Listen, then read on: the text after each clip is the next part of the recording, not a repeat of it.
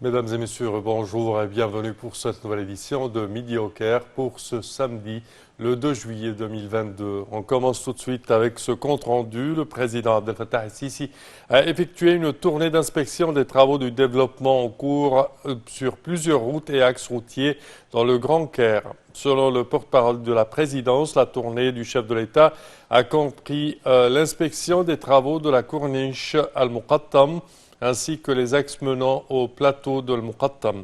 Et pour plus de détails, voici un compte-rendu signé Rim Samir et Shri Boussela. Le président Abdel Fattah el-Sisi a inspecté ce vendredi les travaux de construction de routes et axes routiers du Grand Caire pour les développer. La tournée du président el-Sisi a inclus une inspection de l'état d'avancement des travaux d'aménagement de la corniche d'Al-Muqattam, d'axes routiers menant au plateau d'Al-Muqattam, qui aideront à le relier aux différents quartiers du Caire et à permettre aux citoyens de se déplacer d'une manière plus facile, y compris l'axe de Yasser Rizq qui reliera la région du centre-ville du Caire et l'autoroute de Salah Selim au plateau d'Al-Muqattam. C'est ce qu'a déclaré le porte-parole de la présidence, Bassem Radi. Et de signaler que le président el-Sisi a abordé les travaux d'exécution en cours pour le développement de l'autoroute de la côte nord, faisant état de son suivi personnel des vues et remarques des citoyens sur la route. Les projets et les axes routiers établis par l'État sont de nature à faciliter la circulation routière pour des années à venir. C'est ce qu'a affirmé vendredi le président de la République, Abdel Fattah el-Sisi. L'État a établi 16 axes routiers afin de relier entièrement l'est du Caire à l'ouest de la route périphérique, et cela après l'achèvement de tous les travaux de construction sur la route périphérique qui sépare l'est du Caire du nouveau Caire d'une part et l'est du Caire du reste du Caire de l'autre. C'est ce qu'a précisé le président el-Sisi.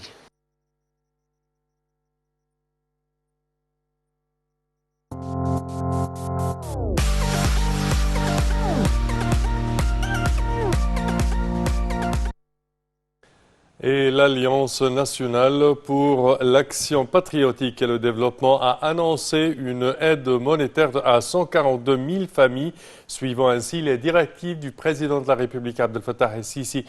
C'est à l'occasion de Eid al-Adha, ou la fête du sacrifice.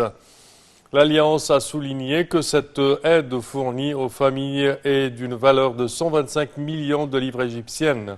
Elle est présentée par la Maison égyptienne de l'aumône et la charité et par l'Association Al-Arabi pour le développement social.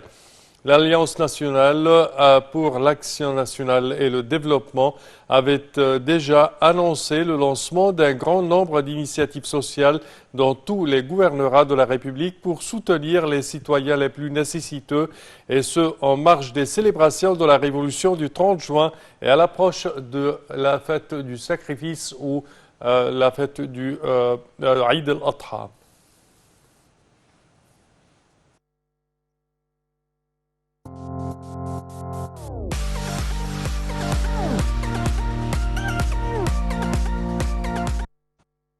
Et le commandement général des forces armées a ordonné à l'autorité logistique des forces armées de préparer plus d'1 million de produits alimentaires à moitié prix en vue de les distribuer dans les gouvernorats de la République. Cette mesure intervient dans le cadre des directives du président Abdel Fattah el-Sisi, commandant suprême des forces armées, d'alléger le lourd fardeau des citoyens et de fournir des produits alimentaires à prix réduit à l'occasion de Eid al-Adha, ou la fête du sacrifice.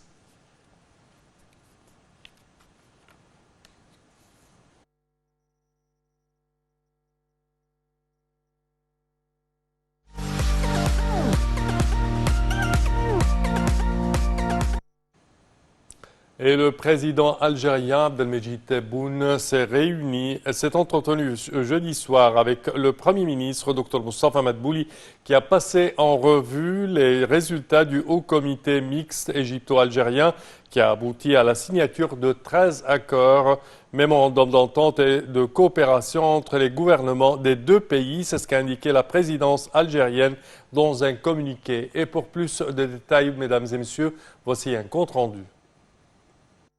Le président algérien Abdelmajid Tebboune s'est entretenu jeudi soir avec le Premier ministre Mostafa Madbouli qui a passé en revue les résultats du Haut Comité mixte égypto-algérien qui a abouti à la signature de 13 accords, mémorandums d'entente et de coopération entre les gouvernements des deux pays.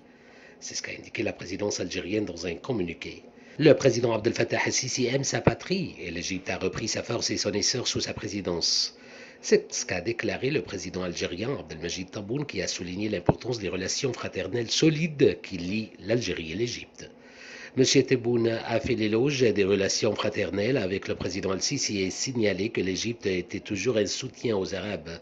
Le chef d'État algérien s'exprimait en recevant le Premier ministre Mostafa Madbouli au palais présidentiel à la capitale algérienne, Alger, en présence du chef du gouvernement algérien, Amin Ben Abdelrahman, et la ministre de la Coopération internationale, Rania Al-Mashot, et de l'ambassadeur d'Égypte à Alger, Mokhtar Warida.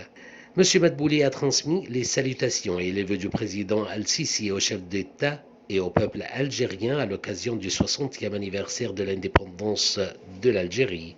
Nous avons la confiance que nos deux peuples qui ont fait de merveilleux actes d'héroïsme lors de la bataille de l'indépendance et de la libération de leur territoire sont en mesure de surmonter la bataille du développement, notamment en ces circonstances exceptionnelles et difficiles, a-t-il ajouté. Le chef d'État algérien a pour sa part loué les énormes efforts de développement dans tous les azimuts que conduit le président al-Sisi.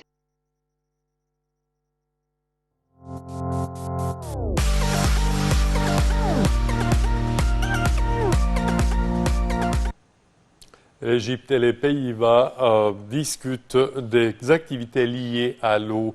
Le ministre de l'eau et de l'irrigation, Mohamed Abdelghati, a discuté avec l'envoyé néerlandais pour le climat, Chaim de Bourbon, des activités liées à l'eau dans le cadre du programme de la présidence par l'Égypte de la prochaine conférence sur le climat COP27. M. Abdelghati a fait l'éloge de la coopération entre les deux pays dans le domaine de l'eau depuis la création du Conseil consultatif égypto-néerlandais pour la gestion de l'eau en 1976, notant que cette coopération constitue un jalon pour la coopération distinguée basée sur l'échange d'intérêts et d'expertise.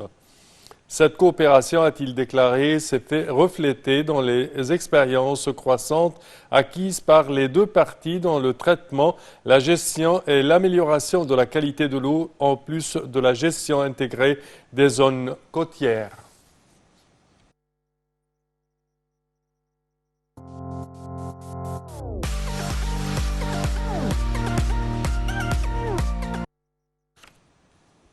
Et au sport, on commence par Al-Ahli. Al-Ahli a conclu son accord avec le Portugais Ricardo Soares pour devenir le nouvel entraîneur de la première équipe de football. Al-Ahli a annoncé que le nouveau coach sera recruté pour le reste de la saison en cours et ainsi que pour les 2 prochaines saisons.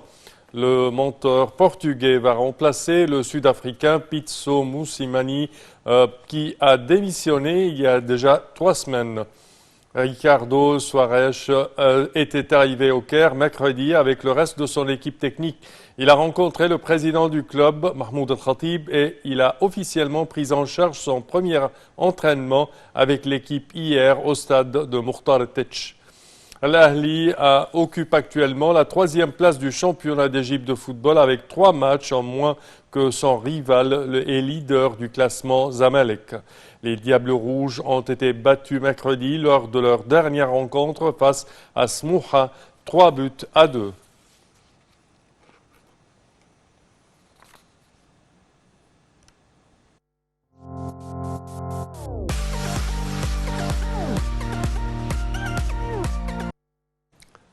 Et nous passons au jeu méditerranéen quand même, qui se déroule actuellement à Oran, en Algérie.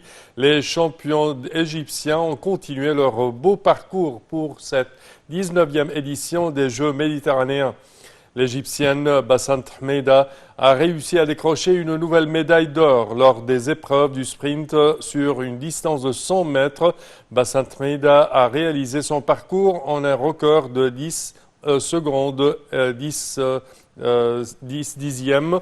De son côté, le pongiste Omar Assar a décroché la médaille en argent en s'inclinant à l'issue d'une bataille 4-2 en finale face à l'Espagnol Álvaro Robles, dont le résultat des manches était de 11-6, 8-11, 5-11, 11-5, 10-12 et 4-11. Le boxeur Omar Saïd et l'athlète Mohamed Magdi ont également ajouté 2 médailles de bronze lors des épreuves de boxe et de lancer du poids respectivement. L'Égypte occupe jusqu'à présent la 7e place avec 7 médailles d'or, 15 médailles d'argent et 27 médailles de bronze.